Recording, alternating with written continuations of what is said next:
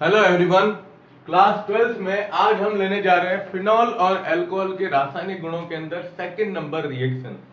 हमने last 2-3 video के अंदर पढ़ा था अल्कोहल और फिनॉल की अम्लता के बारे में। भाई अल्कोहल जो होता है उसकी अम्लता का क्या कारण होता है, अम्लीयता का क्रम किस प्रकार से होगा।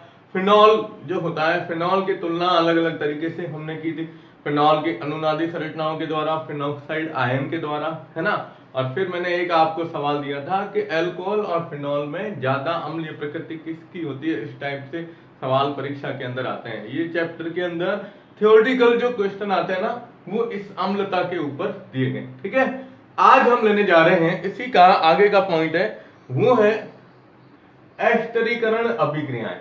एस्टरीकरण अभिक्रियाओं का मतलब होता है एस्टर का निर्माण किस प्रकार से किया जाता है। अब ये रिएक्शन है हम जो ले रहे हैं ना, ये दोनों की ले रहे हैं, अल्कोहल फिनॉल दोनों की एक साथ अभिक्रियाएं लेंगे। तो एस्टरीकरण के अंदर इसमें सबसे पहली अभिक्रिया आती है, ध्यान दीजिएगा, फर्स्ट रिएक्शन आती है कार्बोक्सिलिक अम्ल से क्रिया। कार्बोक्सिलिक अम्ल से क्रिया द्वारा। अब हमें ध्यान दीजिएगा, कार्बोक्सिलिक अम्ल लेना है, ठीक है, और इसकी क्रिया किससे कराएंगे हम, ROH से, अल्कोहल से करवाएंगे, ठीक है ना। अब अल्कोहल से जब आप क्रिया कराओगे तो ध्यान रखिएगा, ये उत्क्रमणीय अभिक्रिया है। कौन सी है, उत्क्रमणीय अभिक्रिया है।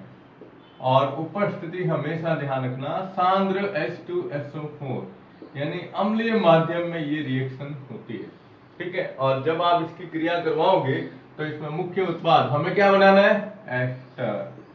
क्या बनाना है इसमें, एस्टर मुख्य उत्पाद के रूप में प्राप्त होता है। अब कार्बोक्सिलिक अम्ल की हम दोनों से क्रियाएं लेंगे, अल्कोहल से भी लेंगे और फिनॉल से भी लेते हैं, ठीक है। चलिए, सबसे पहले जैसे हम लेते हैं RC डबल बॉन्ड OH। अब ये है कार्बोक्सिलिक अम्ल, COH समूह होता है ना, ये समूह कौन सा होता है, कार्बोक्सिलिक अम्ल। अब आगे अपन ने R ले लिया, क्रिया किससे करवा रहे हो, अल्कोहल से। अब जब आप इसकी अल्कोहल से क्रिया कराओगे तो इसको उल्टा लिख दो, HO और R, ठीक है।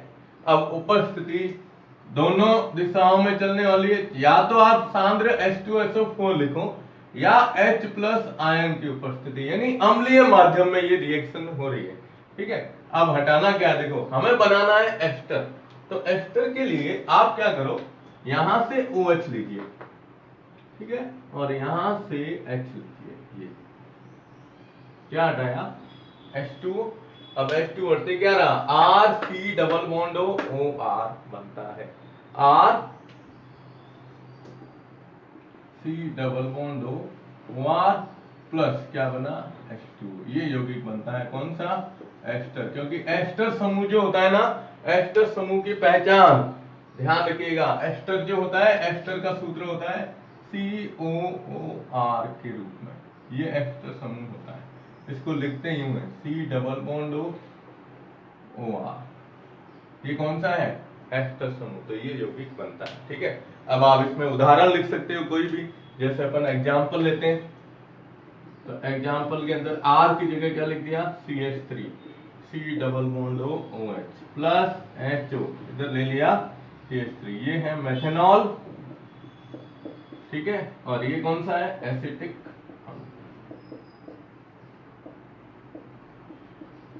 माध्यम ले लो, अम्लीय। यहां H प्लस या ये भी लिख सकते हो H2SO4, ठीक है। अब हटाना क्या है, जल।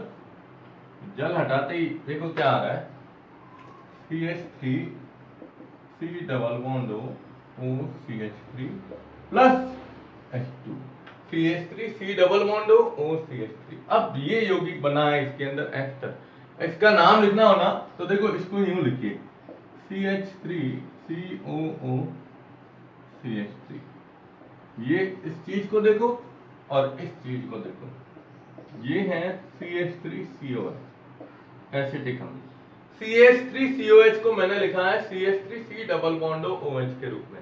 यहाँ CH3 C डबल बॉन्ड हो OCH3 और लिखा कैसे, इस तरीके से, ये एसिटिक अम्ल है ना। यहां से एक H हटाते हैं तो एसिटेट बनता है। क्या बनता है, एसिटेट। अब ये तो एसिटेट है, लेकिन साथ में कौन सा समूह है, मैथिल, तो इसको लिखेंगे क्या, मैथिल एसिटेट,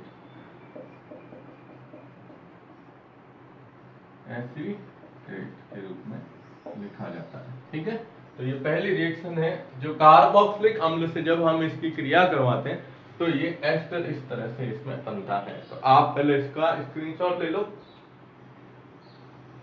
ओके, अब हम इसी की क्रिया फिनॉल से लेते हैं। देखो, फिनॉल से क्रिया लेते हैं अपन।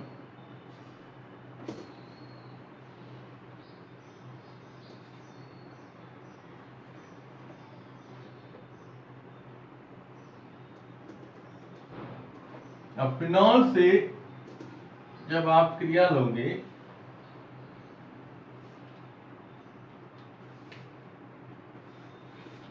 फिनॉल से क्रिया,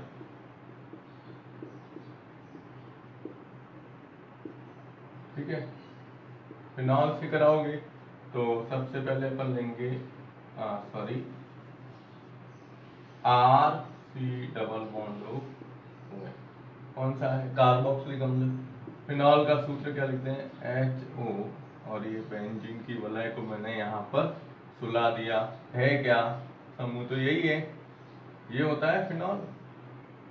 अब इसको मैंने यूं लिख दिया। ठीक है, माध्यम कौन सा है साहब, H+, अम्लीय माध्यम है।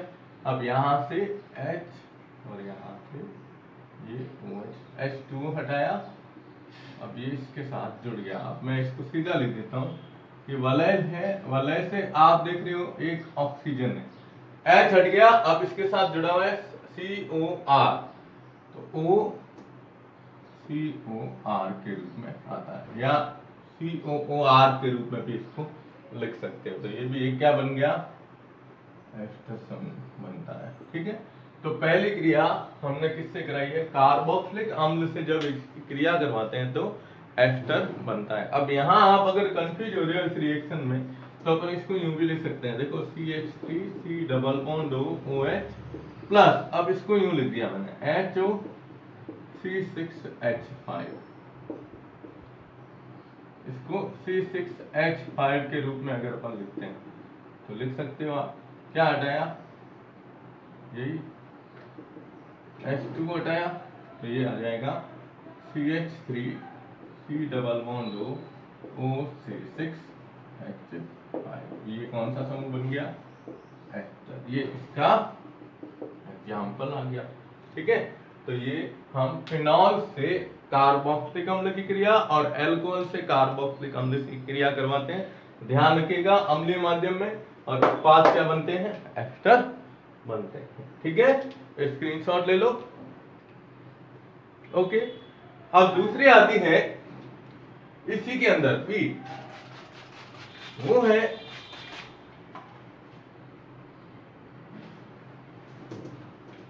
इसको बोलते हैं एसिलीकरण। है तो एस्टरीकरण की क्रिया, लेकिन बोलते क्या है, एसिलीकरण।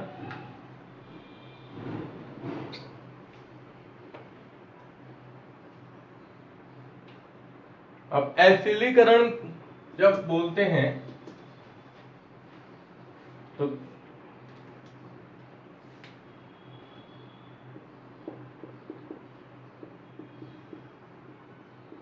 इसका मतलब है एसिटिल क्लोराइड से क्रिया, एसिटिल क्लोराइड से क्रिया इसकी करवानी है। ठीक है, अब एसिटिल क्लोराइड जो बनता है ना, ये पहले मैंने आपको बताया है कि जो एसीटोन होता है, कीटोन, ये CH3 C double bond CH3, ये कौन सा यौगिक है, कीटोन है, जिसे अपन बोलते हैं एसीटोन। एसीटोन से एक CH3 समूह जब अपन हटाते हैं तो ये बनता है एसिटिल समूह। ठीक है, और एसिटिल के साथ में जब अपन ये Cl जोड़ते हैं तो ये नाम आता है एसिटिल क्लोराइड। तो इसको क्या बोलेंगे, एसिटिल क्लोराइड बोला जाता है। अब इस एसिटिल क्लोराइड की क्रिया हम एल्कोहल से करवाते हैं। यहाँ पर फिनॉल से क्रिया नहीं है, अगर हम लिखना चाहे तो लिख सकते हैं, लेकिन हम यहाँ जनरली देखो आप अब इसको कैसे लिखते हैं, तो CH3 C double bond O Cl, ठीक है। अब एल्कोहल है तो ROH को ऐसे लिख सकते हैं। अब आप यहाँ पर R के स्थान पर चलो ये लिख देते हैं R, ठीक है। ये अभिक्रिया पिरिडीन की उपस्थिति में संपन्न होती है। किसकी उपस्थिति में? पिरिडीन। यहाँ उत्प्रेरक याद रखेगा। अब वही क्या हटाया, अब यहां से HCl, उसमें HOH जल हट रहा था, यहां पर Cl आ गया, तो ये आएगा CH3 C double bond OR plus HCl। ये क्या बना इसके अंदर? एस्टर बनता है, ठीक है। अब फिनॉल की करवाना चाहो तो CH3 C double bond Cl plus HO C6H5, ये क्या है? फिनॉल है। उपस्थिति पिरिडीन की, क्या हटाया? HCl, तो ये जोड़ दोगे आप तो CH3 C double bond O C6H5 plus ये भी कौन सा यौगिक बना? एस्टर। तो एस्टरीकरण के लिए ना अलग अलग प्रकार से क्रियाएं होती है इनकी।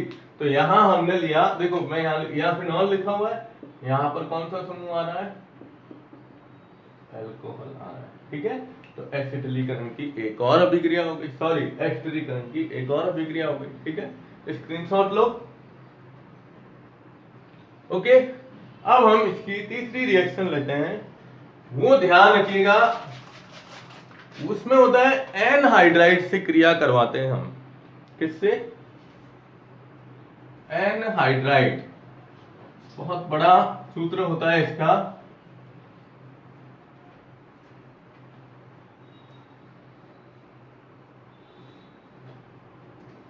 देखिए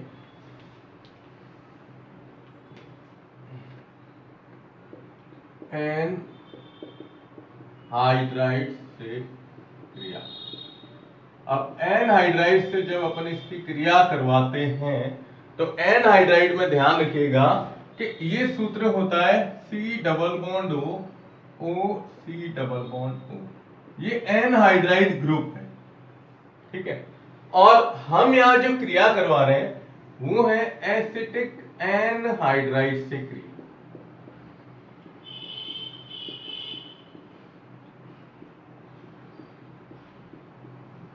किससे? Acetic anhydride. रेड मार्कर से लिखने का मतलब ये बहुत इंपॉर्टेंट है, इसका सूत्र परीक्षा के अंदर पूछा जाता है। तो सबसे पहले आप क्या करो, एनहाइड्राइड का जो ग्रुप है ना उसको लिख दो। क्या है? C double bond O C double bond O, ठीक है। एसिटिक समूह जब आता है तो इसमें जनरली मुख्य रूप से जो शुरुआत होती है, अब इसमें एक इधर बंद फ्री है, एक इधर बंद फ्री है, तो दोनों तरफ क्या लिखा जाता है? CH3 लिखा जाता है। ये सूत्र है एसिटिक एनहाइड्राइड का, ठीक है। अब इस एसिटिक एनहाइड्राइड की क्रिया हम किससे करवाते हैं? ROH से, एल्कोहल से करवाते हैं, ठीक है। अब इस क्रिया में ध्यान रखिएगा, कार्बोक्सिलिक अम्ल और एस्टर प्राप्त होते हैं। एक तो बनता है कार्बोक्सिलिक अम्ल और एक बनता है एस्टर। अब देखो कार्बोक्सिलिक अम्ल कैसे बनाना है, यहां से शुरुआत करो, ध्यान दीजिएगा इसको, यहां से H हटाइए, ये इधर से, ठीक है। आप इधर बढ़िए, इधर चलते रहिए, यहां देखो CH3 C double bond O तक लेना है, ये पूरा का पूरा क्या हटा? CH3 COOH, ठीक है। अब इसको भूल जाओ, पीछे क्या रहा देखो CH3 COOR, मतलब क्या हुआ? एस्टर बना। तो एक तो बन रहा है इसमें CH3 C double bond OH plus CH3 COOR, CH3 C double bond OR, यानी एक एस्टर बन रहा है और एक क्या बन रहा है? कार्बोक्सिलिक अम्ल बनता है। ये आपको अभिक्रिया ध्यान में रखनी है कि एनहाइड्राइड की जब हम एल्कोहल से क्रिया करवाते हैं, यहां लिख सकते हो आप कि ये एनहाइड्राइड से क्रिया, तो क्या बनते हैं? कार्बोक्सिलिक अम्ल और एस्टर का निर्माण होता है। ये बहुत इंपॉर्टेंट अभिक्रिया है, याद रखनी है आपको। लेकिन अब जो मैं इसके बाद रिएक्शन ले रहा हूं वो बहुत इंपॉर्टेंट है, उसके लिए सवाल आता है परीक्षा के अंदर। तो उसमें हमें केवल फिनॉल नहीं लेना है, फिनॉल के साथ में COH समूह जोड़ के एक अम्ल लेना है जिसका नाम है सैलिसिलिक अम्ल। और सैलिसिलिक अम्ल की अपन किससे क्रिया करवाएंगे? एनहाइड्राइड से क्रिया करवाते हैं। ठीक है, तो पहले इसका स्क्रीनशॉट ले लो। ओके, अब ये मेन अभिक्रिया है और ये सेकंड एस्टरीकरण यहां पर क्या होगा? पूरा होगा। जो हमने CO O और H के बीच के बंध की क्रियाएं ली थी वो है पूरी हो रही है यहां पर।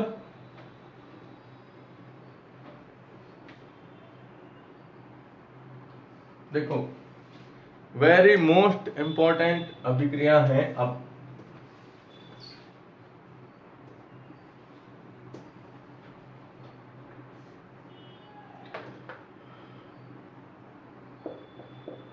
एस्प्रिन का निर्माण।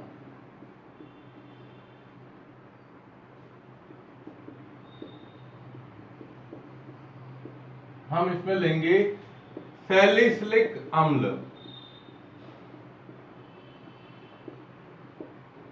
प्लस अभी क्या लिया था? Acetic anhydride.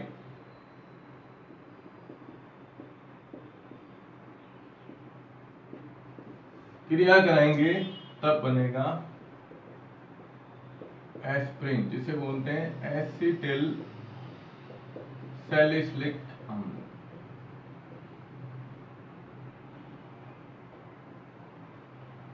बहुत इंपॉर्टेंट अभिक्रिया है ये, और परीक्षा में भी अलग तरीके से पूछा जाता है इसका सवाल। तो हम सबसे पहले लेते हैं, देखो, सैलिसिलिक अम्ल का सूत्र ध्यान दीजिएगा। बेंजीन की जो वलय होती है, इस वलय में यहां होता है कौन सा समूह? COH समूह। ठीक है, और इधर है OH समूह। अब जनरली देखा जाए तो ये फिनोलिक समूह है ना। ये क्या है? सैलिसिलिक अम्ल, इसको बोलते हैं। अब ये पहला, ये दूसरा 2 हाइड्रोक्सी बेंजेनोइक अम्ल। ये IUPAC में हो गया। अब इसकी अभिक्रिया हम करवाते हैं CH3 C double bond OC double bond CH3। कौन सा समूह है? एसिटिक एनहाइड्राइड से क्रिया। अब जब आप इसकी क्रिया एसिटिक एनहाइड्राइड से करवाओगे तो इसमें ध्यान रखना है हमें क्या क्या उत्पाद प्राप्त होगा। तो हमें तो OH से हटाना है समूह, तो ध्यान दीजिएगा। अब आगे देखिए क्या करना है, यहां से H लो। अभी ली थी ना, अभिक्रिया सेम ही है। क्या बना था? कार्बोक्सिलिक अम्ल और एस्टर बना था। तो यहां से अम्ल बनाना है हमें, ये H ले लो यहां से, और इधर चलिए ये समूह हटा दो। क्या हटा? CH3COOH। अब पीछे क्या रहा? COCH3। अब ये इसके साथ जुड़ जाएगा। तो यहां जब हम लेते हैं इसको, देखो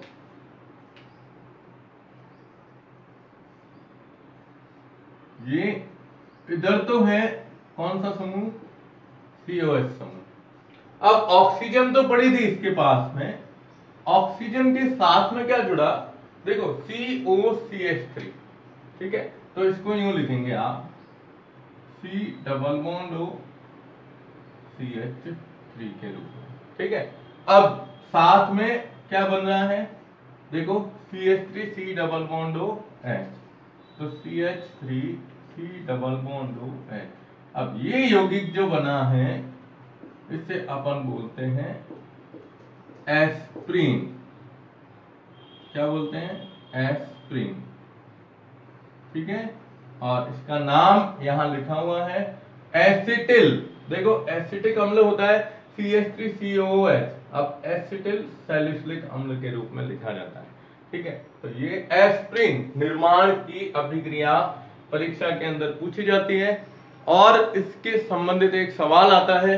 ये ध्यान रखिएगा, मैं यहां सवाल लिख रहा हूं ब्लू मार्कर से कि एस्प्रिन को खाली पेट लेने के लिए